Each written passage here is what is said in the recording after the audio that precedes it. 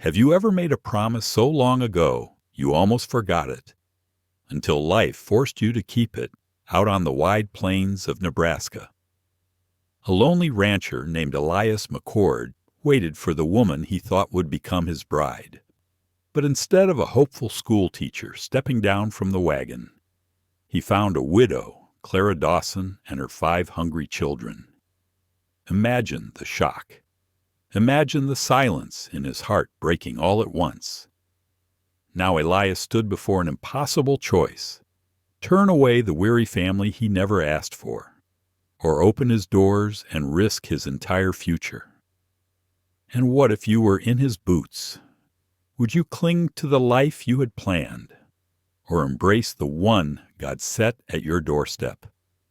This is not just a story about chance meetings.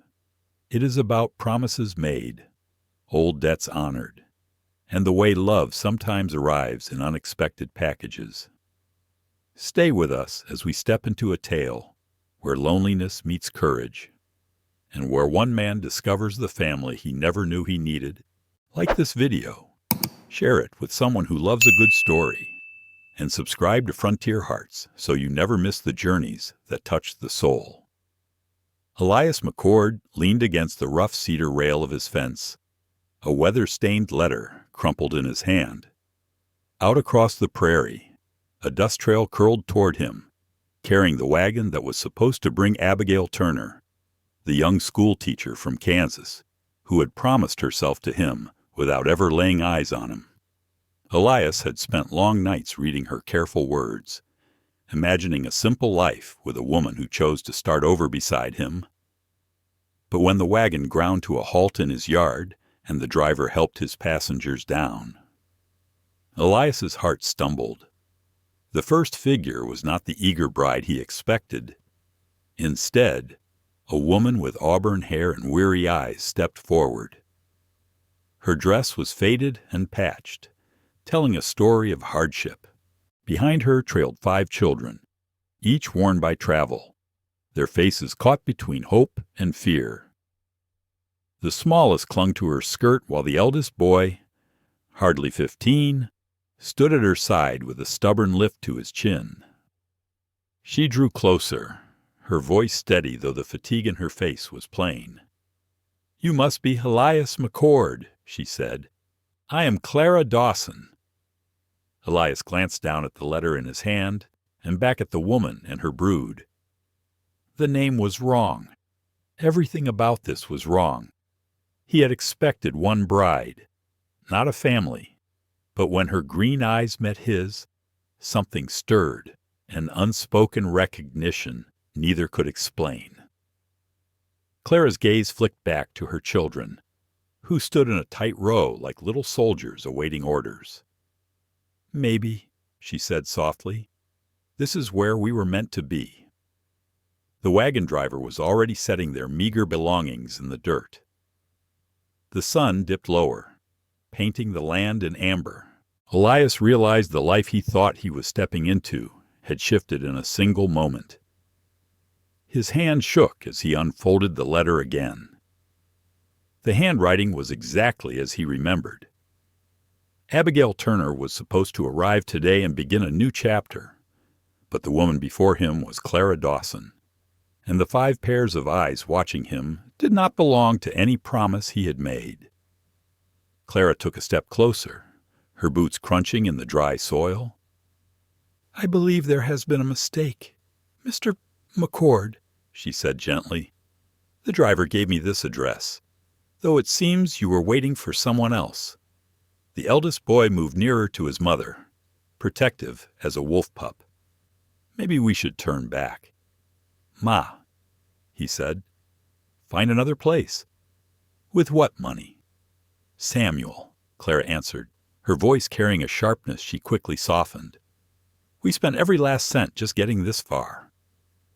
Elias looked toward the driver, who avoided his eyes and busied himself with the bundles. The weight of the moment pressed heavy. Finally, he asked, "How did you know my name? How did you come to be here?" Clara reached into her coat and offered him a folded scrap. Their fingers brushed. sending a quick jolt through Elias. The paper was worn and smudged, but he recognized his own advertisement for a bride. Clara's voice dropped low. "A woman at the Kansas City station handed this to me. She said she could not make the journey and thought I might be better suited to it." Elias's chest tightened. Abigail Turner had given his letter to a stranger. Had she taken his money and chosen another path? The youngest child tugged at Clara's dress. "Mama, I am hungry," the little girl whispered. Clara bent and stroked her hair, whispering comfort with a tenderness that pierced Elias more than her words. He told himself these strangers were not his burden. He had made no vow to them. Yet watching Clara cradle her child with quiet strength unsettled something inside him, he thought long buried. His eyes dropped again to the letter, and in the corner, barely visible, was a penciled name not in Abigail's hand. It read simply, L. Dawson, Red Rock Junction. A chill ran through him. Someone had pointed this widow to his very doorstep. "Mrs. Dawson," he asked slowly, "what happened to your husband?" Clara's face went pale. She drew her youngest closer, her voice even though her hands trembled. "Fever took him 6 months ago. We lost him quickly. Then the farm, not long after." The widow's voice was steady, though her eyes carried the shadows of too many nights spent without sleep. "We lost the land soon after my husband passed," she admitted. "The bank would not grant me time, and what little savings we had could not cover the debt." Before Elias could answer, the eldest boy stepped forward. His back was straight, shoulders squared like a man grown, though he was barely old enough to shave. "We tried to make do in a boarding house," he said with a firmness that belonged on someone twice his age. "But last week, the landlord told us we had to leave. Mama's money is gone." Elias pressed the creased letter flat against his palm. His thoughts tangled into knots. Someone had known her plight. Someone had known his hopes for Abigail Turner. And somehow, this Clara Dawson had been steered to his ranch as if the two of them were pieces on a board moved by an unseen hand. The driver, shifting uncomfortably, cleared his throat. "Mr. McCord, I best be getting back to town before nightfall. Are these folks staying, or am I taking them with me?" The air felt heavy with the weight of decision. Elias looked at the children. Their eyes, 5 pairs in all, carried more history than any child should bear. The youngest had already given in to sleep, her little hand gripping a ragged doll as she lay against her mother's shoulder. "How do I know you are telling me the truth?" Elias asked. His voice came rougher than he intended, but even as he asked, the evidence was plain before him, the careful mending in their clothes, the way Clara stood tall, though weariness pressed hard upon her, the instinctive way the children drew close to protect her. All of it spoke more clearly than words. Clara raised her chin, her eyes bright despite the long miles etched into her face. "You do not know," she said, "just as I cannot be sure what sort of man you are. But I did not come 300 miles with 5 children to tell lies. We are here because there is nowhere else left to turn." The driver shifted again, impatient now. "Sir, I need to be on the road. Best give me an answer." Elias's gaze drifted to the house standing behind him. Wide halls, empty rooms, silence that had echoed too long. He had imagined Abigail Turner's presence there, gentle companionship, a life of simple routines. But as he watched Clara stroke her little girl's hair with a tenderness that carried no artifice, Elias felt the quiet certainty that the path he had chosen was no longer his to follow. Without thinking, he said, "They will stay. Head back to town." The words startled him as much as they startled the others, but once spoken, they felt right, as if they had been waiting inside him all along. Relief softened Clara's shoulders. She tried to keep her composure, but Elias could see how close she had come to breaking. "Mr. McCord, we will not be a burden to you," she promised. "I can cook, sew, keep the house. I can tend stock, and the children will pull their share. We will earn our place." "We will see about that," Elias said, though his tone had lost its edge. He watched Samuel gather the younger children and steady them with whispered reassurances, his words carrying the practiced strength of someone who had grown up too fast. The wagon rolled away, leaving dust hanging in the evening air. The ranch yard fell quiet except for the distant chirp of crickets. Elias studied Clara's face. She could not be much younger than he, yet hardship had traced lines at the corners of her eyes. Still, beneath the exhaustion was a resolve that stirred a long-forgotten ache in his chest. "There are rooms upstairs," Elias said after a long silence. "They are plain, but they are clean. You and the little ones can take the large room at the end of the hall. The boys can use the one beside it." Clara gathered her brood and started toward the house. As she lifted one of the travel-worn bags, Elias's eyes caught on something pinned inside the flap, a tintype photograph, edges bent from years of keeping. The image showed a man in uniform, but it was not the uniform that froze Elias where he stood. It was the face one he had known long ago, a face tied to a chapter he had worked hard to forget. "Mrs. Dawson," Elias said, his voice low. "That photograph. Was that your husband?"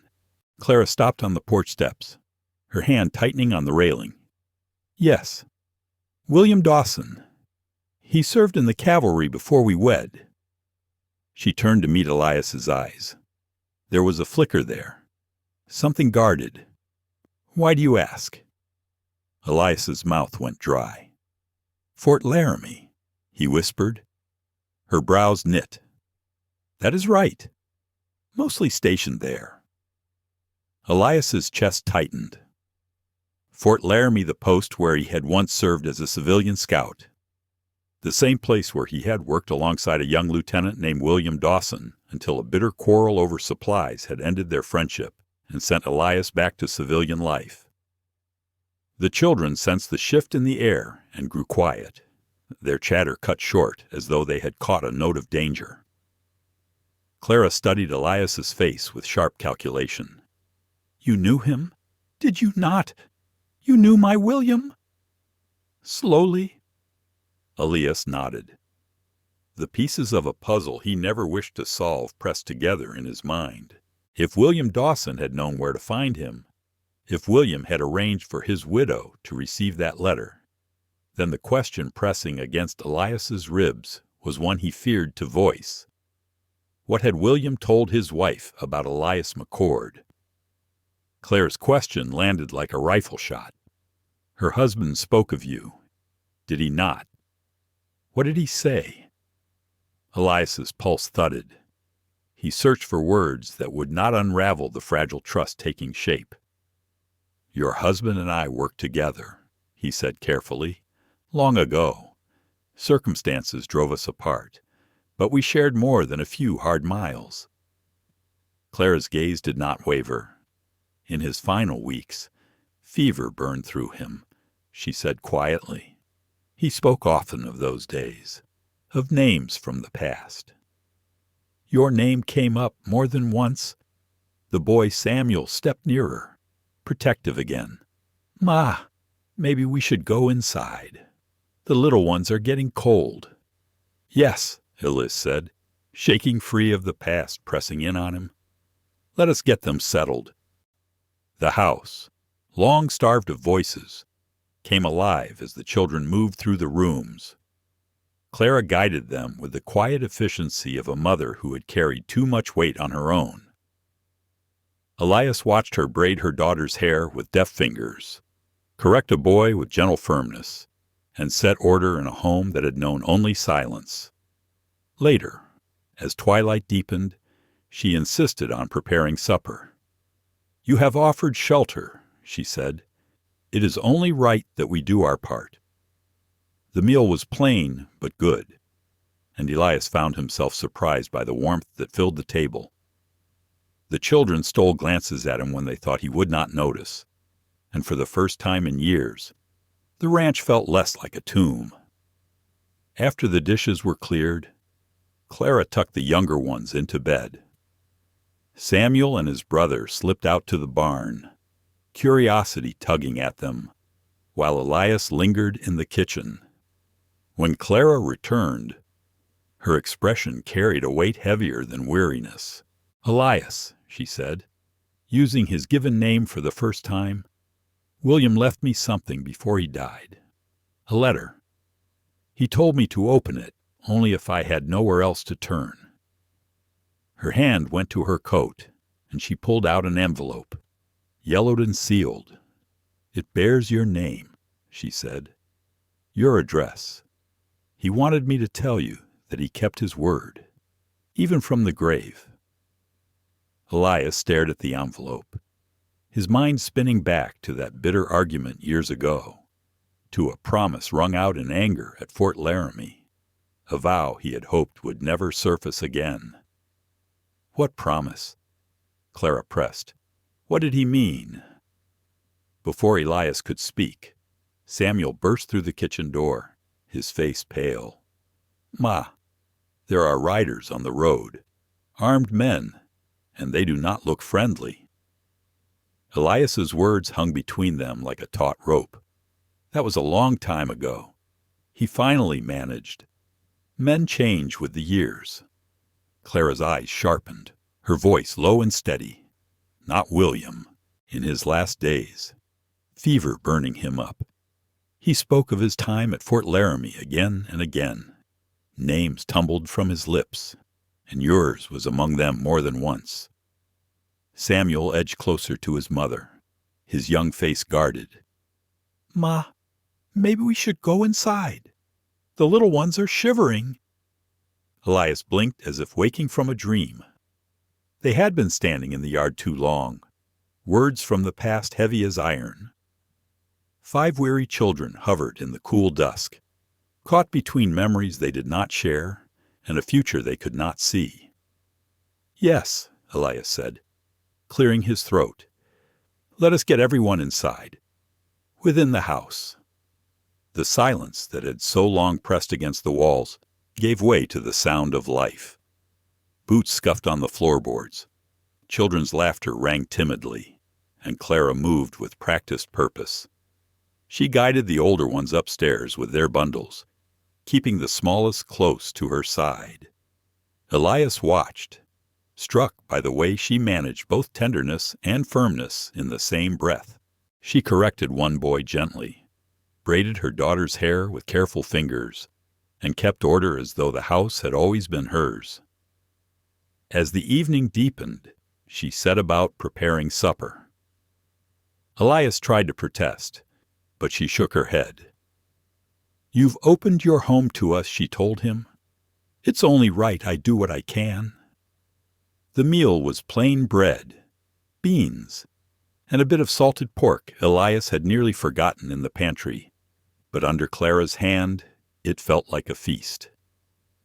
Elias found himself startled by how natural it was to have company at his table. The children were polite, though he caught them peeking at him with quick, curious glances whenever they thought he wasn't looking. For years his suppers had been eaten in silence. Tonight the air hummed with voices, and he realized he'd missed it more than he'd ever dared admit. After the dishes were washed and put away, Clara tucked the smaller children into bed. Samuel and his brother begged a chance to explore the barn, and Elias allowed it under his eye. Later, when the ranch lay quiet again, Clara returned to the kitchen. Her expression was sober, her hands folded tightly in front of her. "Elias," she said, his name catching softly in her voice, "before he died, William left me something. A letter. He made me swear I'd only open it if I had nowhere else to turn." Elias felt his pulse climb. And did you? 3 nights ago, she admitted, when the landlady told us we had to leave. She reached into her coat and drew out an envelope. The paper yellowed with age, the seal still intact. It bears your name and this ranch. His words said to tell you William Dawson kept his promise, even from the grave. Elias stared at the faded script. His mind flew back to that bitter quarrel at Fort Laramie, to a promise wrenched from him in anger and duty, one he had hoped would never surface again. What promise? Clara asked. What did he mean by it? Elias opened his mouth. But before he could speak, Samuel burst into the room. His face had gone pale. Ma, riders are coming. 3 of them. They're armed, and they don't look friendly. Elias strode to the window and pulled the curtain aside. Through the fading light he saw 3 figures on horseback, riding steady and deliberate toward the house. Their movements told a story of men who knew exactly what they wanted. The leader's posture struck Elias as familiar long before the man's face came into view. "Get the little ones away from the windows," Elias told Clara quietly. "Don't let them sense your fear." Clara moved at once, her instincts as a mother kicking in. She gathered the children with calm authority, speaking cheerfully of bedtime stories while her eyes burned with steel. Samuel lingered by the door, jaw set. "I can handle a rifle. Mr. McCord, my pa taught me." "Your pa was a wise man," Elias replied, lifting the rifle from above the hearth. "But this is my burden. Stay close to your mother." The riders pulled into the yard, the crunch of hooves on dry earth breaking the night's quiet. Elias stepped onto the porch, rifle held easy but ready. The lead rider swung down slowly, movements deliberate, no rush in him. "Evening." "Elias," he called. "Been a spell." Elias's grip eased just a little at the sound of the voice. "Jonas Carver. Last I heard, you'd taken up a badge." "That's right," Jonas said, stepping into the lamplight. His weathered face carried the marks of years hard-lived. "Got myself a marshal's star. My men and I are trailing some folks who robbed a bank down in Red Rock Junction 3 days back." The trail led this way. The 2 riders behind him stayed mounted, their hands resting near their weapons, though not quite touching. Elias kept his rifle low. "Haven't seen any strangers here. Just some arrivals from the afternoon wagon out of town." Jonas's gaze slid toward the house and its dark windows. "Mind if we water our horses? 2 days hard riding takes the starch out of a man and beast both." "Of course," Elias answered, gesturing toward the well. "Help yourselves." As the men saw to their animals, Jonas moved closer, lowering his voice. "Word's going around. Elias, you took in a family? Woman with children? News travels fast," Elias replied. "Small territory," Jonas said. "Folks notice." He leaned in further, his tone turning grave. "Thing is, one of the robbers was said to be a woman, a widow, traveling with youngsters to keep suspicion off her trail. Wouldn't be your new house guests, would it?" The blood in Elias's veins chilled. Through the kitchen window, he caught sight of Clara guiding her children to their beds, her face serene, despite the turmoil pressing in. She had spoken of losing her husband to fever, of a farm swallowed by debt, of hunger she could not ease. Nothing about her matched the picture Jonas painted, yet the warning struck deep. Jonas's hand slipped into his vest and pulled out a folded sheet. The lamplight revealed a rough sketch of a woman's face. Auburn hair, green eyes, lines hardened with cruelty. Beneath it was written the name Clara Dawson, wanted for robbery and conspiracy. A reward of $500 promised to any who delivered her. Elias's jaw tightened. The likeness was unmistakable and yet all wrong. The woman in his house bore lines of grief, not malice. She carried exhaustion, not greed. Jonas tucked the poster back into his vest. Let me see her with my own eyes. Elias, she's putting the children to bed. Elias replied, Come morning, you can speak with her. Jonas studied him for a long moment before nodding. We'll camp down by the creek and head out at first light. But Elias, if you're sheltering outlaws, friendship won't shield you from the law. The three men rode off into the night. Elias remained on the porch, staring after them, the weight of choice pressing on him heavier than any he had ever known. Behind him the kitchen door creaked open. Clara stepped out, drawing her shawl tight against the evening chill. The children are asking questions, she murmured. I told them the men were just travelers. Elias turned, his face drawn in the lamplight. Clara, I need you to tell me the truth. Have you ever been to Red Rock Junction? Her eyes flickered, not with guilt, but with fear. Yes. After William died, before the farm was lost. We lived there a short while. Why? A bank was robbed there 3 days back, Elias said quietly. The marshals think a widow with children was involved, one that matches you too closely for comfort. Clara's face drained of color. Elias, on my children's lives, I swear I have never stolen a thing. We are poor, but we are not thieves. Her conviction rang pure, and Elias believed her. Yet belief alone could not shield her from the reach of Jonas Carver's badge. Those marshals will come back at dawn, Elias said, his voice grim, and they will not take only my word.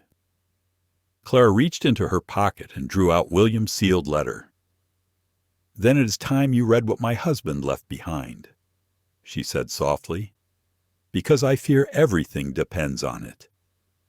Elias' question was cautious, but the weight behind it was heavy. What did this woman look like? Jonas.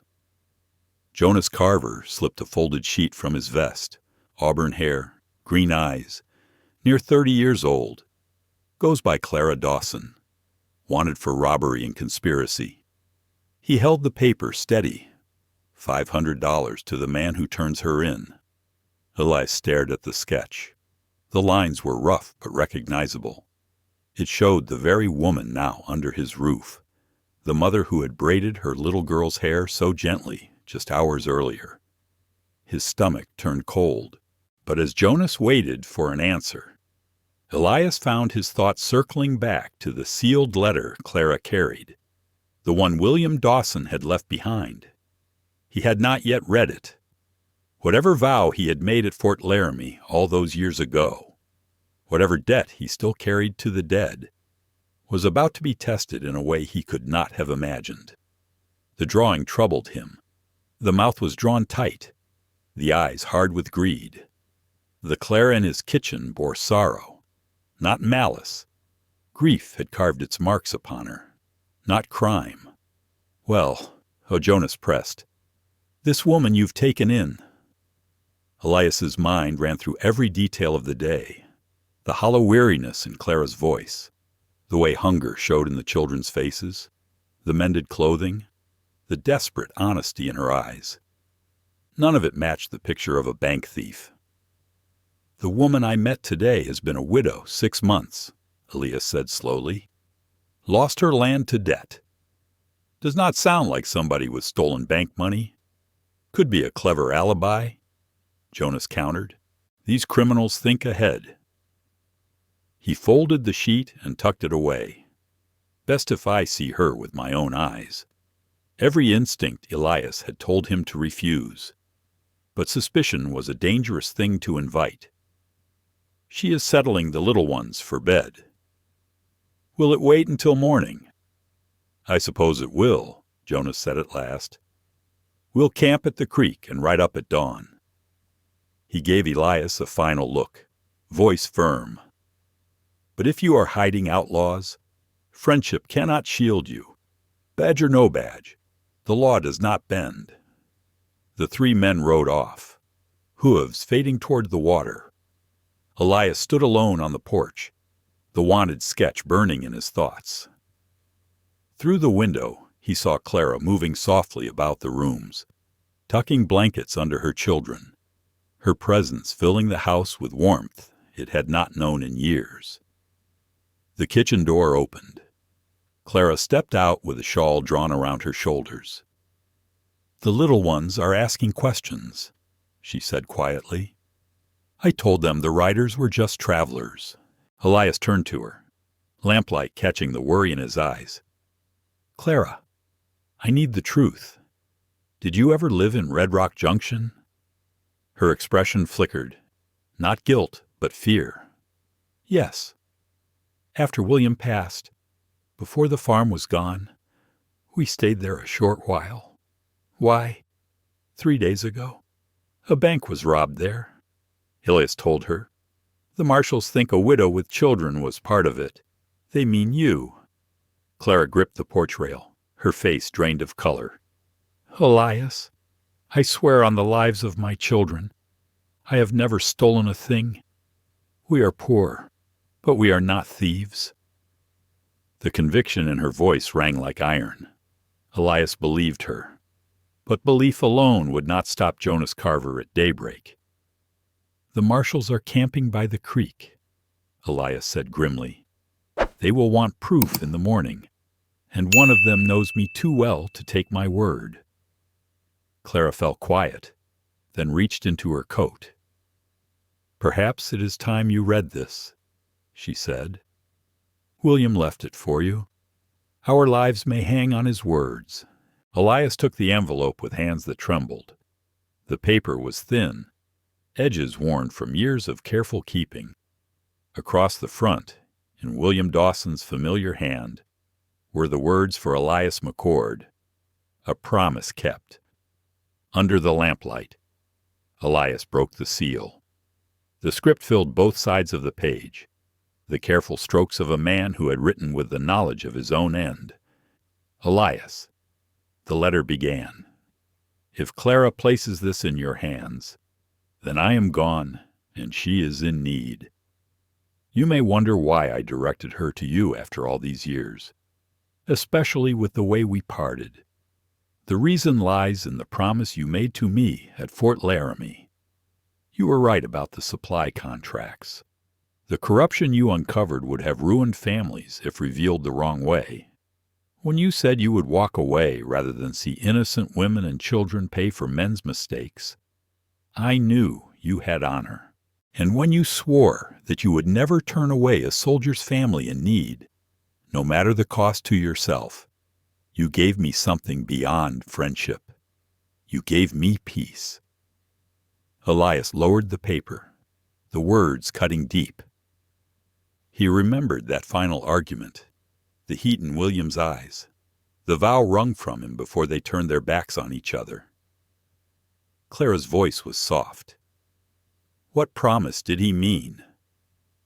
Elias folded the letter, his throat tight. "He promised me a debt I never thought to collect," he said, "but now it seems he placed that burden on you." Inside, the house had gone still. Only the crackle of the fire and the faint sound of the children breathing upstairs filled the silence. Clara's eyes shone with unshed tears. "Then tell me, Elias, will you honor it?" Before he could answer, Samuel appeared in the doorway, face pale. "Mr. McCord."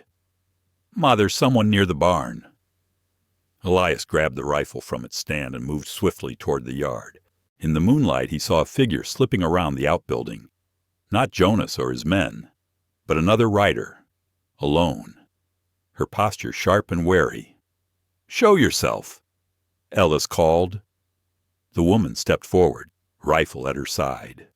Her auburn hair caught the moonlight, and for a heartbeat Elias thought he was staring at Clara herself. But the eyes were harder, the mouth twisted with defiance. "Name's Ruth Callahan," she said. "You've got something that belongs to me." Elias kept his weapon raised. "What's that?" "A new identity," she said with a cold smile. The marshals are hunting me, not your widow. But thanks to a letter that found the wrong hands, she is carrying my shadow." Clara gasped, stepping out beside Elias despite his warning. Ruth's face mirrored hers in shape and color, but where Clara's held dignity, Ruth's carried malice.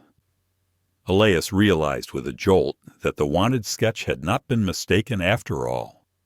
The marshals were chasing the wrong woman because Ruth had stolen Clara's name.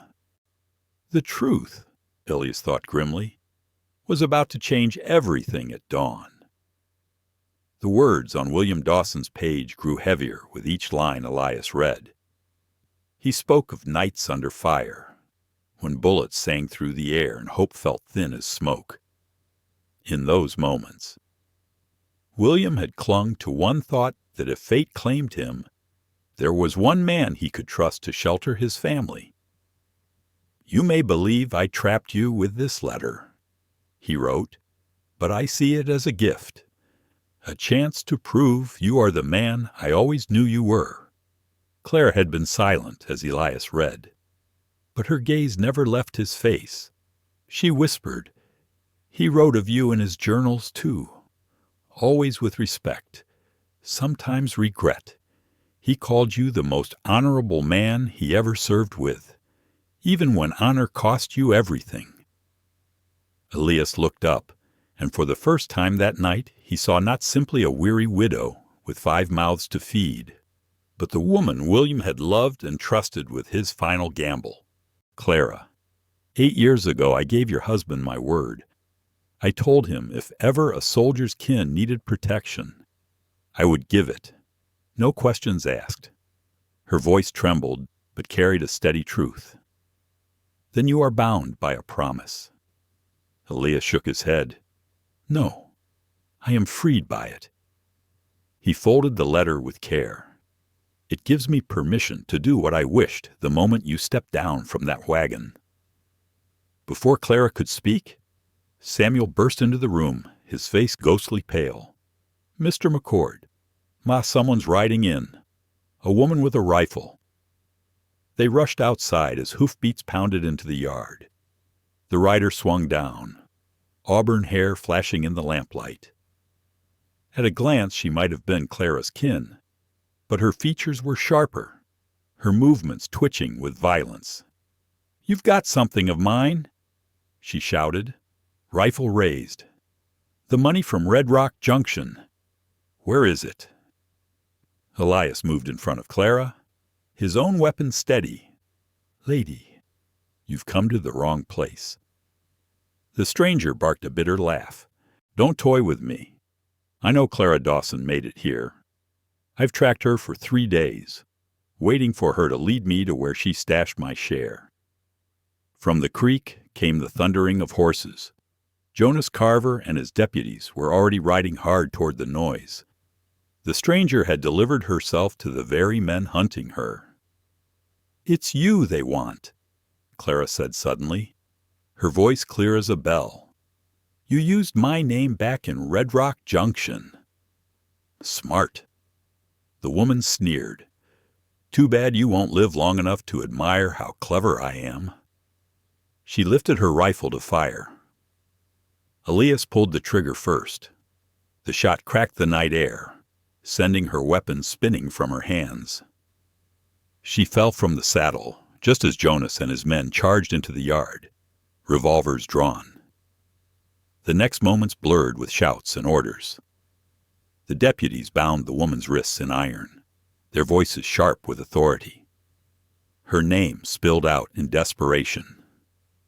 Ruth Callahan, she confessed quickly, hoping for mercy, spilling every detail. She had stolen names before, and in Red Rock Junction, she had used Clara's identity to mask her own crime. Never once did she imagine the real Clara Dawson would flee west, carrying the shadow Ruth had cast. Jonas turned to Elias once the dust settled. "Looks like you were right about the folks under your roof," he said gruffly. "Sorry for the trouble." His men hauled Ruth toward the creek, her curses fading into the night. Silence fell heavy after the marshals rode off.